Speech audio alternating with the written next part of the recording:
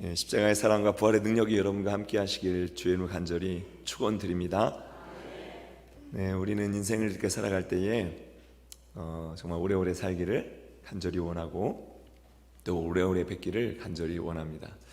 오래 사는 것보다 더 중요한 것이 있다고 하죠. 건강하게 지내는 것, 건강하게 사는 것입니다. 옆에 계신 분에게 우리 당신의 건강이 교회의 건강입니다. 한번 인사 나눠주시죠. 당신의 건강이 교회의 건강입니다.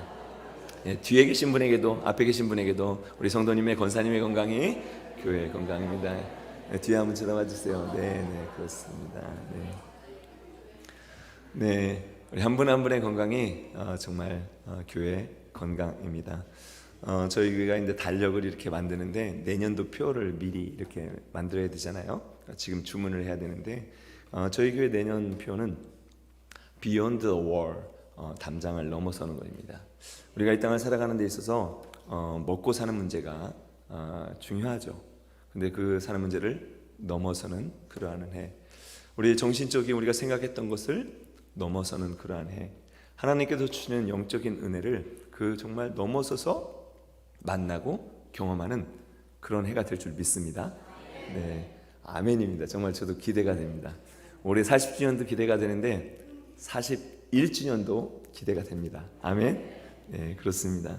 우리가 건강한 모습으로 이렇게 사는 걸 주님도 원하십니다. 특별히 영생을 가지고 사는 것 주님께서 더욱더 원하시는 그러한 일입니다. 우리가 누가복음의 말씀을 이렇게 이제 보고 있는데 오늘 7장 11절의 말씀까지 이렇게 왔습니다. 오늘 말씀은 예수님께서 나인성에 들어가시게 됩니다. 성에 들어가시는데 한 무리가 이렇게 오는 거예요. 장례 행렬입니다. 누군가 죽은 거죠. 보았더니 한 여인의 아들이 죽었는데 한 여인도 과부고 아들도 외아들인 거예요. 너무너무 안타까운 사건이 벌어진 거죠. 이때 예수님께서 그 장례를 멈춰 세우시더니 청년아 일어나라. 할렐루야. 주님의 놀라운 선포와 역사가 그대로 죽은 청년이 일어나서 사람들이 두려웠죠. 죽은 자가 일어나면 얼마나 좋겠습니까? 근데 동시에 이 모든 일을 통해서 하나님께 영광을 돌리는 그런 은혜로운 일이 벌어지게 됩니다. 자, 오늘 말씀을 통해서 하나님이 우리에게 주시는, 우리에게 또 말씀하시는 그 말씀이 무엇인지를 우리에게 함께 보고자 합니다.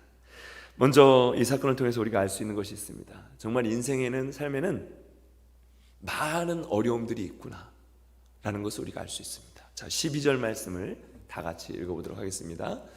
성문에 가까이 이르실 때에 사람들이 한 죽은 자를 메고 나오니 이는 한 어머니의 독자요 그 어머니는 과부라. 그 성에 많은 사람도 그와 함께 나오거늘. 아멘. 지금도 마찬가지죠. 여성분 혼자서 아니면 남자 혼자서 자녀들을 이렇게 양육하거나 키운다는 일은 쉬운 일이 아닙니다. 지금은 그래도 일을 하고 이렇게 일이 주어질 수 있지만 2000년 전 이 당시에는 그게 쉬운 일이 아닙니다. 그런데 이 어려운 가운데 정말 마지막 의지하고 있었던 이 아들이 죽게 된 거죠. 우리가 그렇게 얘기하죠. 너만 믿고 살았는데. 그러니까 어떤 한 아들이 그랬다죠. 엄마 날 믿지 말고 주님을 믿고 살아. 이렇게 얘기를 했다고 하죠. 정말 의지하고 믿고 살았던 그 아들이 죽게 된 겁니다. 몇 주 전에 우리 한국에 홍수가 났을 때에 그 구조를 하기 위해서 해병대원 중에 한 청년이 목숨을 잃었는데 그 마지막 장례식까지 오열하는 그 부모님의 모습을 보니까 외아들 하나밖에 없는 그 아들이에요. 오늘 예수님이 만난 이 가정도 마찬가지고 이 사람도 마찬가지입니다. 예수님 당시에 과부로 사는 것 힘든 일인데 외아들, 과부로 산다라는 것은 그 당시에는 다 정말 100% 가난한 사람입니다. 그리고 질병에 걸렸는데 고칠 수 없을 정도로 죽을 지경이 되었다? 그러면 진짜 가난한 사람이에요.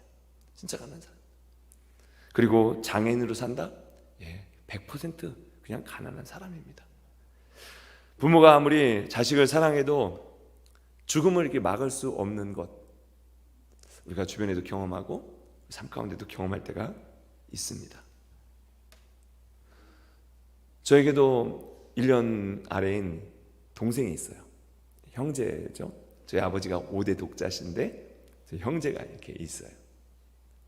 근데 제가 5살 정도 됐을 때 저희 막내 여동생이 있었습니다. 근데 시름시름 앓다가 죽었어요.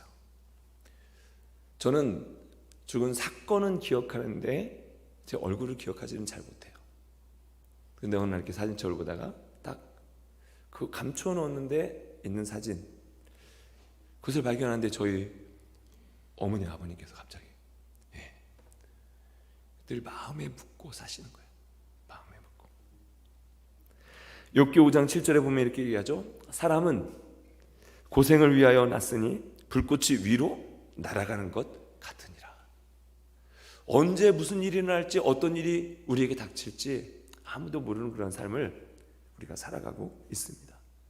시편 103편 말씀 다 같이 한번 읽어보겠습니다. 인생은 그날이 풀과 같으며 그 영화가 들의 꽃과 같도다. 아멘. 꽃이 피었다가 지고 열매가 ner리면은 그것이 곧 없어지고 하는 것이 우리의 인생이라는 거예요. 꽃과 같고 들의 꽃과 같다. 캐나다 토론토의 작가였던 리차드 니뎀이 우리 인생을 7가지의 단계가 있다라고 7가지 단어로 표현을 했습니다. 첫 번째, 어렸을 때는 spears, 다 엎지르면서 넘어지면서 산다는 거예요.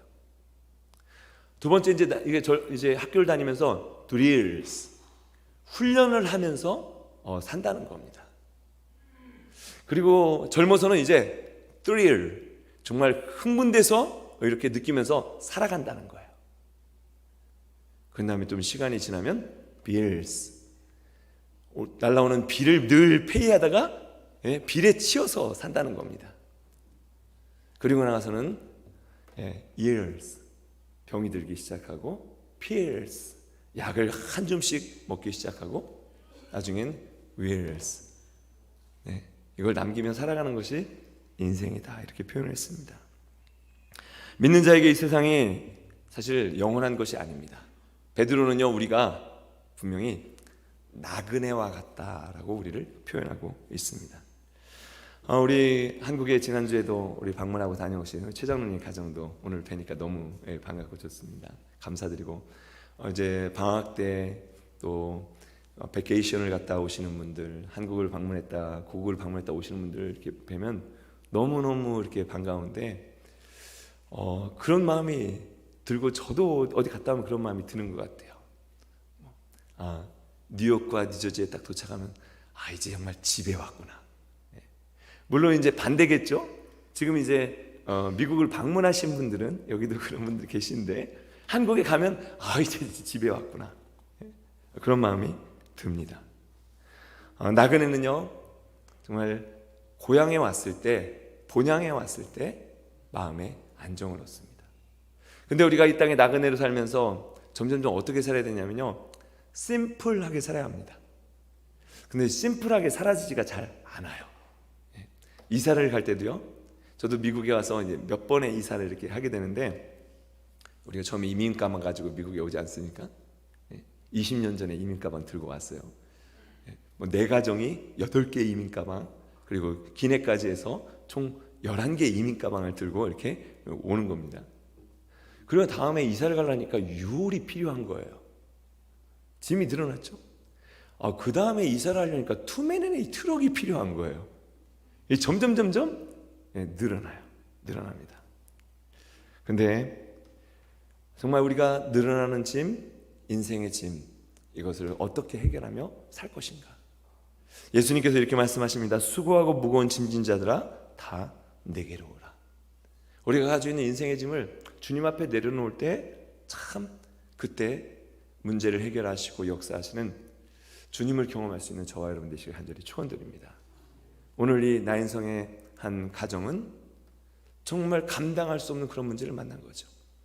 그런데 그 가운데서 예수님을 만나게 되면서 변화가 되었는데, 우리 인생의 문제가 뭐 여러 가지 문제가 다 있죠. 말 못할 문제도 있고, 말할 수 있는 문제도 있고, 내가 해결할 수 있는 문제도 있고, 해결이 안 되는 문제들도 있습니다. 이런 문제들이 우리 주님 앞에 나올 때 다 해결되기를 주님 간절히 축원드립니다. 그런데 그 시작이 어떻게 되느냐? 중요한 것이 그 시작입니다. 자, 그 오늘 시작이 보니까 예수님께서 그 가정을 만나시면서 예수님의 마음에 긍휼의 마음이 딱 생겼어요. 아, 그렇구나. 자, 13절 말씀 다 같이 읽어보도록 하겠습니다. 주께서 과부를 보시고 불쌍히 여기사 울지 말라 하시고. 아멘. 주님께서 슬픔 가운데 있는 과부를 보시면서 주님의 마음 가운데 긍휼의 마음이 확 드신 거예요. 정말 그런 것 같아요. 하나님이 세상을 이처럼 사랑하사, 하나님의 사랑이 모든 일에 동기부여가 되고 모든 일에 시작이 되는구나. 그럼 하나님의 사랑과 하나님의 긍휼을 우리가 얻기 위해서 그런 것 같아요. 주님, 제가 주님이 필요해요. 주님의 은혜가 필요해요. 주님 회개해요. 이런 마음을 주님과 교통할 때 주님의 은혜가 임하겠구나, 주님의 긍휼이 임하겠구나 하는 그런 생각이 듭니다. 왜냐하면 주님은 약한 자를 돌보시는 분이시기 때문에 그렇습니다. 요즘에 제가 이제 구약을 읽고 있는데, 구약을 읽으면서 우리 샤우팅 성경 통독을 계속 하죠. 구약 성경에 보면 하나님께서 계속 반복해서 이렇게 들려주시는 말씀이 있어요. 뭐냐면 고아와 과부와 병든 자와 가난한 자를 계속해서 살피시는 주님의 마음이 있습니다. 이스라엘 백성들이 40년의 광야 생활을 마치고 가나안 땅에 들어가게 됩니다. 가나안 땅에 들어가서 정복하고 땅을 나누고 지내는 그런 이야기가 어디 있냐면 여호수아서에 있어요. 근데 여호수아서 보면은 뭐 성지순례를 다녀왔지만 이거 지명을 모르는 지명도 있고 너무 막 자세하게 기록이 되어 있습니다. 왜 이렇게 자세하게 기록을 해놓으셨을까? 그것을요, 가나안 땅에 들어가기 전에 그 앞에 있는 내용에 보면은 레위기 25장에 보면 알 수 있는 것 같아요. 여호수아에 있는 내용을 앞에 있는 내용에 보면서 미래에 있을 내용을 이렇게 감동이 오는 것 같아요. 그게 뭐냐면, 너희가 땅을 나눌 때에 너희가 주어진 땅, 그걸 잘 간수해라. 그런 마음도 있으시겠죠. 하나님 그런 마음도 있으실 거예요. 너에게 주어진 그 분깃을 잘 간수해라. 근데 우리가 이 땅에 살다 보면 내게 주어진 것을 잘 매니지먼트 할 때도 있지만 어느 때는 점점점 잃을 때가 있고 이제는 포기해야 되나? 그런 때가 있어요. 그런데 그때 레위기 25장에 보면 하나님의 마음이 있습니다. 어떤 마음이냐면, 있는 자들에게, 강한 자들에게 너희가 있어서 넉넉해서 받았던 그 토지들을 다 다시 돌려줘라. 약한 자를 다시 생각하라는 거예요. 잃었던 자를 다시 생각하라는 거예요. 하나님의 마음이 이곳에 있구나. 넉넉한 자에게도 하나님의 마음이 있지만 하나님은 연약한 자를 돌보시는, 긍휼을 베푸시는, 사랑을 베푸시는, 죄 가운데 우리를 돌아보시는 하나님의 마음이 근본적인 하나님의 그런 사랑이고 긍휼이라는 것을 발견할 수가 있습니다. 그런데 이제 하나님의 마음을 모르는 사람들도 물론 있습니다. 성경에 보면 몰인정한 사람들이 있죠. 어떤 사람이 이제 빚을 많이 졌습니다. 너무 빚을 많이 져가지고 집을 팔아도 안 될 정도로 아마 사업을 했거나 도박을 했거나 투기를 했거나 그러니까 빚이 엄청 커졌어요. 그래서 이제 채권자 앞에 가서 울면서 빌었습니다. 이걸 어떻게든 갚을 테니 용서해달라고, 살려달라고. 그랬더니 돈 많은 부자가 어떻게 했습니까? 이 양반 알았어, 다 용서해 줄 테니까 프리, 이제 자유롭게 살아. 그래서 기쁨을 얻고 막 나가는데 누구를 만났습니까? 자기에게 한 $100 정도 빚진 사람을 딱 만난 거예요. 그러면서 갑자기 빌려준 돈이 생각나면서 꾸었던 돈 생각이 안 나고 빌려준 돈만 생각이 나면서 멱살을 잡고 막 갚으라고 하는 거예요. 그리고 당장 못 갚으니까 감옥에다 집어 넣은 겁니다. 이 이야기를 돈을 많이 빌려줬던 그 사람이 들었어요. 어떻게 합니까? 자, 마태복음 18장에 있는 말씀 우리 천천히 읽어보도록 하겠습니다. 악한 종아, 내가 빌기에 내가 내 빚을 전부 탕감하여 주었거늘 내가 너를 불쌍히 여김과 같이 너도 내 동료를 불쌍히 여김이 마땅하지 아니하냐 하고 주인이 노하여 그 빚을 다 갚도록 그를 옥졸들에게 넘기니라. 아멘. 통쾌하게 아멘 해야 됩니까? 어떻게 해야 됩니까? 정말 너 다 갚어. 왜 그렇습니까? 긍휼의 마음이었고 주인의 마음, 하나님 아버지의 마음을 알지 못하는 자에게 하나님께서 벌하시는 그러한 내용입니다. 자, 에베소서 4장 32절에 서로 친절하게 하며 불쌍히 여기며 서로 용서하기를 하나님이 그리스도 안에서 너희를 용서하신 것 같이 하라. 다시 한번 다 같이 읽어보겠습니다.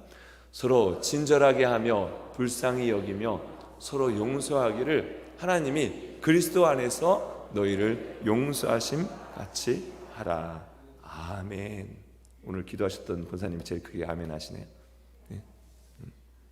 오늘 기도 내용이 이 말씀의 내용과 같았던 것 같아요. 부부 사이에도 그렇고요, 자녀와의 사이도 그렇고, 친구와의 사이, 성도와의 사이도 허물이 보이면 덮어주고, 실수할 때에 너 나한테 그럴 수 있어, 그런 것이 아니라 용서를 받았으니 용서하는 자가 되라. 긍휼의 마음, 이것이 모든 일의 시작이구나. 하나님이 가지신 그 사랑의 마음, 긍휼의 마음이 저와 여러분 가운데 있고 주님께 우리가 기도할 때마다, 구할 때마다 이게 연결이 되기를 주님 간절히 축원드립니다. 자, 그런 다음에 어떤 일이 벌어집니까? 자, 14절 하반절에 보면 예수님께서 이렇게 말씀하십니다. 예수께서 이르시되 청년아, 내가 내게 말하노니 일어나라 하시매. 시신을 향하여서 청년아 일어나라 하고 주님께서 말씀하셨습니다. 우리가 이 앞에 6장에서 보았죠? 중풍병자에 일어나 걸어라. 파도가 치는 파도를 향해서 파도야 잠잠하라. 죽은 나사로를 살리실 때도 나사로야 나와라 라고 주님께서 선포하셨습니다. 명령하셨어요. 이제 저희 가을 학기 성경 공부가 이제 곧 시작이 또 됩니다. 우리 셰퍼드 라이프 성경 공부를 할 때 다들 이제 성경 공부 다 들어오시고요, 또 이제 시작하시고 하셨던 분들은 계속해서 이렇게 하시면 좋겠어요. 우리 3단원 3권에서 할 때에 예수님께서 성경에서 보여주시는 5가지의 능력이 있습니다. 5가지 능력. 질병을 고치시는 능력, 귀신을 제어하시는 능력, 또 죄사함의 능력, 바람과 바다를, 자연을 잠잠케 하시는 능력, 그리고 죽은 자를 오늘 말씀과 같이 살리는 능력이 있습니다. 예수님의 5가지 능력이 딱 이렇게 요약이 되어 있어요. 그런데 중요한 게 있어요. 우리가 잊지 말아야 될 것이 있습니다. 자, 이 모든 능력이 어떻게 이루어집니까? 주님께서 말씀하실 때 이루어집니다. 주님께서 말씀하실 때 이루어집니다. 왜 그럴까요? 주님은 빛이 있으라. 그 빛을 창조하신 분이고 산과 바다를 만드신 분이며 그 말씀이 육신이 되어 이 땅에 오신 분이 주님이시기 때문에 그렇습니다. 말씀이 진리입니다. 이 모든 능력이 말씀으로 이루어져요. 말씀으로 이루어져요. 요한복음 1장 1절에 태초에 말씀이 계시니라. 이 말씀이 하나님과 함께 계셨으니 이 말씀은 곧 하나님이시라. 다 같이 읽어보겠습니다. 다시 한번. 태초에 말씀이 계시니라. 이 말씀이 하나님과 함께 계셨으니 이 말씀은 곧 하나님이시니라. 아멘. 그렇습니다. 우리는 말씀을 믿는 겁니다. 말씀. 하나님의 살아있는 말씀으로 그 말씀을 믿는 거예요. 히브리서에 이렇게 말씀합니다. 히브리서 11장 3절에 보면 믿음으로 모든 세계가 하나님의 말씀으로 지어진 줄을 우리가 아나니 보이는 것은 나타난 것으로 말미암아 된 것이 아니니라. 있다고 해서 이게 저절로 있구나, 이것이 아니라 하나님의 말씀으로 되었구나. 우리가 믿음을 가질 때 이 말씀이 살아있는 역사가 우리 가운데 일어납니다. 이 세상을 만드신 말씀의 그 생명의 역사가 우리 가운데 일어나기를 간절히 축원합니다. 하나님의 말씀은요, 정말 어느 때는 방망이 같아서 우리의 모난 부분을 부드럽게 하셔요. 하나님의 말씀은 어느 때는 칼과 같아서 우리의 심령 골수를 쪼갠다고 그랬잖아요. 우리 심령 골수를 쪼갠다. 우리의 죄악을 알게 하시고 내가 주님이 필요한 것을 알게 하신다. 하나님의 말씀은 내 발의 등이요 내 길에 빛이 됩니다. 모든 것을 다 태워버리는 강력한 불과 같은 것도 하나님의 말씀입니다. 답답한 영혼 가운데 주님의 말씀이 들어올 때 시원케 하시는, 에스겔의 마른 골짜기에 주님의 말씀이 선포되었을 때 마른 뼈가 살아나는 그 말씀의 역사가 우리 삶 가운데 일어나길 간절히 축원드립니다. 그렇기 위해서 어떻게 해야 되느냐? 요한계시록 1장에 보면 다 같이 이렇게 해야 됩니다. 같이 읽겠습니다. 이 예언의 말씀을 읽는 자와 듣는 자와 그 가운데 기록한 것을 지키는 자는 복이 있나니 때가 가까움이라. 아멘. 여러분, 말씀과 함께 사시길 주의 이름으로 축원드립니다. 말씀을 읽고 듣고 그 말씀을 지키며 살아가는 겁니다. 주님께서 말씀하시니까 이 청년이 일어났습니다. 이 일어난 모습을 보면서 어떤 일이 벌어졌습니까? 하나님께서 우리를 지금도 돌보고 계시는구나. 16절 후반절에 보면 또 하나님께서 자기 백성을 돌보셨다 하더라. 영어 표현을 보면 help. 하나님은 언제나 우리를 도우시는 그러한 분이십니다. 우리를 돌보시며 도우시는 분, 지금 우리가 누가복음을 보고 있지 않습니까? 누가복음은 누가가 썼죠. 누가의 직업은 의사입니다. 의사다 보니까 돌보는 것이 무엇인지를 누구보다도 잘 아는 것이 의사 아니겠습니까? 선한 사마리아 사람은 강도 만난 사람을 돌봐주었습니다. 다윗은 자기의 친구인 요나단을 먼저 잃었지만 그의 자녀인 무비보셋을 돌봐주었습니다. 주님은 가난한 자 병든 자를 돌보시는 분이시고 지금도 하나님의 백성들을 돌보시는 분이시며 우리가 이 땅에 사는 것뿐만 아니라 영원한 생명 있는 삶을 살아가기를 돌보시는 분이 바로 하나님이십니다. 우리가 이 땅에 살아가면서 나이가 들죠. 나이가 들면 점점 죽음과 가까워오게 됩니다. 그러나 주님은 영원한 생명을 주시는 바로 생명의 주관자 되시는 그 주님이심을 저와 여러분이 붙드시길 간절히 축원드립니다. 제가 우리 성도님 오래죠. 성도님 장례식 메시지를 준비하면서 그런 메시지를 전한 적이 있어요. 이게 생각이 이렇게 딱 메시지 준비하면 나더라고요. 그래서 이렇게 제가 메시지를 전했습니다. 여러분, 우리 모두는 반드시 죽습니다. 믿습니까? 아멘. 믿죠. 반드시 죽죠. 안 믿습니까? 믿든지 안 믿든지 죽습니다. 믿든지 안 믿든지 죽어요. 자, 다시 이렇게 제가 질문했습니다. 죽음 이후에는 심판이 있습니다. 여러분 믿으십니까? 여러분 아멘을 하셨든지 안 하셨든지 믿든지 안 믿든지 심판이 있습니다. 네, 정말 지혜로운 사람은 어떤 사람입니까? 네, 준비하는 사람이죠. 심판을 준비하는 것이 아니라 죽음을 준비하고 우리의 삶을 준비하는 사람이 정말 진짜 지혜로운 사람입니다. 준비한 사람은요, 나중에 걱정할 것이 없습니다. 그러나 준비하지 않은 사람은 그대로 당하게 되는 것이 그런 사람이에요. 그래서 우리가 해야 할 일은 뭐냐면, 내가 준비되었다면 준비되지 못한 사람을 깨워주는 거예요. 이렇게 깨워주는 겁니다. 복음을 전해서 예수님을 알게 하고 복음으로 깨워주는 것, 이것이 우리가 해야 될 그러한 일입니다. 예수님의 그 생명을 나누는 것, 오늘 성가대 찬양 준비하는 것을 제가 들으면서 제가 너무 은혜가 됐어요. 너무 은혜가 됐어요. 저희가 이렇게 뭐 불러주세요 이렇게 부탁 안 드렸거든요. 근데 You raise me up. 폭풍 가운데서도, 죽음 가운데서도, 환난 가운데서도, 고난 가운데서도 주님께서 우리를 일으켜 세워주십니다. 아멘입니까? 네, 연결이 이제 되시나요? 네. 여러분 영적으로 죽어있고 죽은 사람처럼 지내십니까? 주님의 음성을 듣고 일어나시길 간절히 축원드립니다. 혹시 요즘 기가 팍 죽어있습니까? 다시 일어나시길 주의 이름으로 축원드립니다. 질병 때문에 죽은 사람처럼 아무것도 하지 못하고 있다면 일어나게 되기를 간절히 축원드립니다.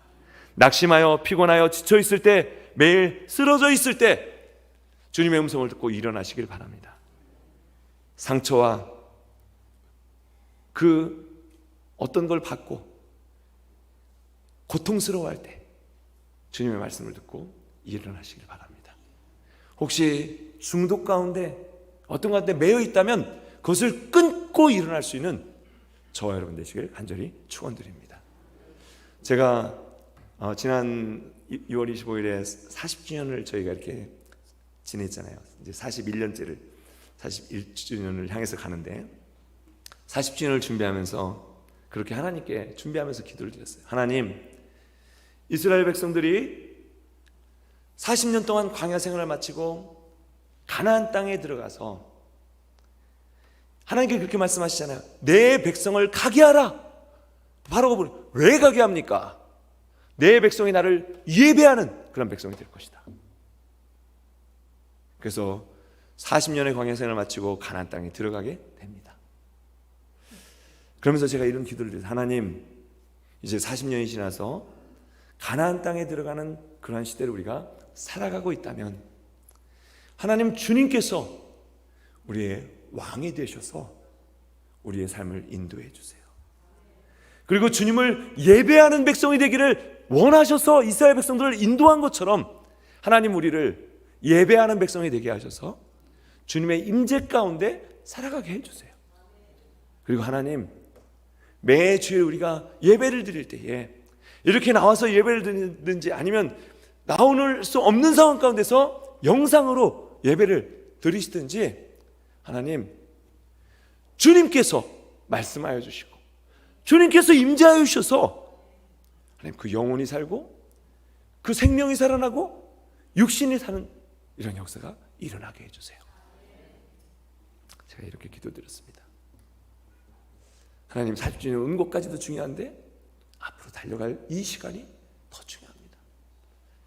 제가 이렇게 소원했어요. 하나님, 매주 한 사람씩 주님께서 고쳐주시면 좋겠습니다.